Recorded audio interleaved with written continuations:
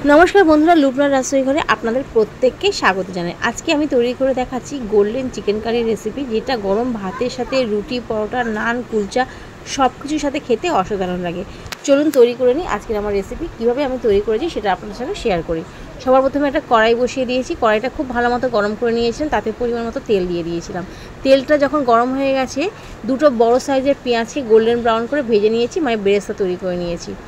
তারপর একটা প্লেটের মধ্যে কাগজ রেখে বেরেস্তাগুলোকে রেখে দিলাম, যাতে এক্সট্রা যে অয়েলটা আছে সেটাকে অ্যাবজর্ব করে নেয়। ওই একই কড়াইতে অবশিষ্ট তেলের মধ্যে আরও কিছুটা তেল আমি এখানে অ্যাড করে দিয়েছি।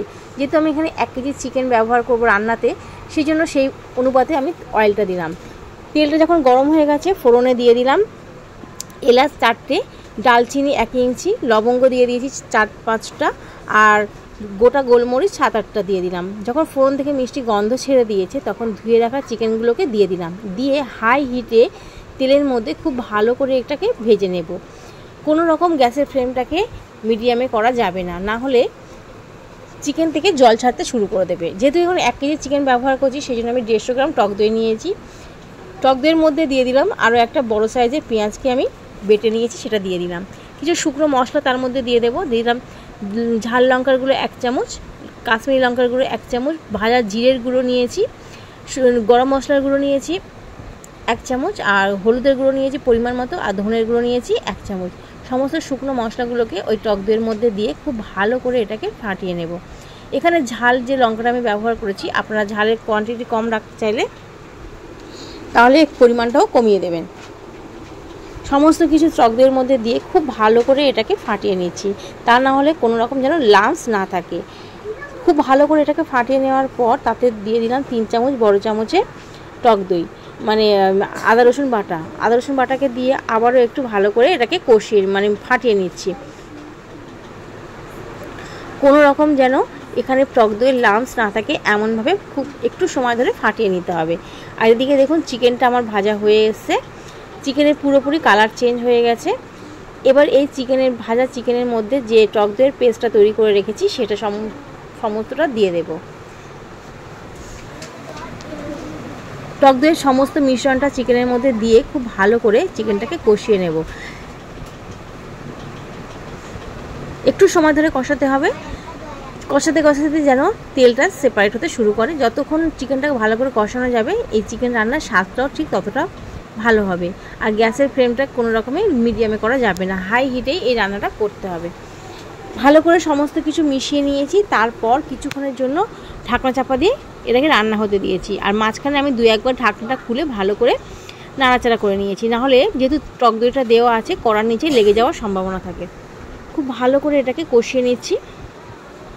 দেখুন গ্রেভিটা একদম শুকিয়ে এসছে, তেলটা ছাড়তেও শুরু করে দিয়েছে। ঠিক সেই সময় আমি পেঁয়াজের যে বেরেস্তাটা তৈরি করে রেখেছিলাম তার একটা পেস্ট তৈরি করে দিয়ে দেব। সেই জন্য পেঁয়াজের বেরেস্তাটাকে মিক্সিং জারের মধ্যে দিয়ে একটা ফাইন পেস্ট তৈরি করে নিয়েছি। এখানে তেলটা পুরোপুরি ছাড়তে শুরু করে দিয়েছে, সেপারেট হয়ে গেছে। এবার পেঁয়াজের বেরেস্তার পেস্টটাকে দিয়ে আবারও ভালো করে কষিয়ে নেব। আর তার মধ্যে এবার দিয়ে দেব পরিমাণ মতো চিকেনের জন্য লবণ। আমি রান্নাতে আগে কখনো লবণের ব্যবহারটা করিনি। এবার লবণটাকে দিয়ে আবারও ভালো করে কষিয়ে নিচ্ছি।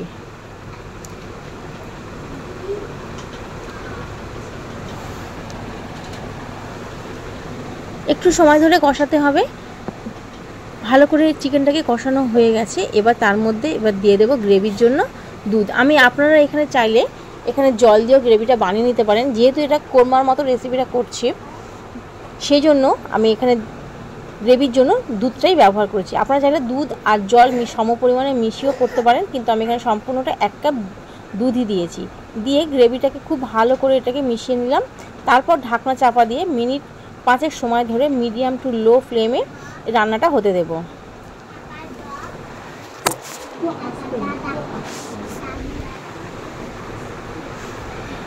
ঢাকনা চাপা দিয়ে রেখে দিয়েছিলাম মিনিট 5 সময় ধরে। গ্রেভিটা পুরো শুকিয়ে এসছে আর তেলটা পুরো সেপারেট হতে শুরু করে দিয়েছে।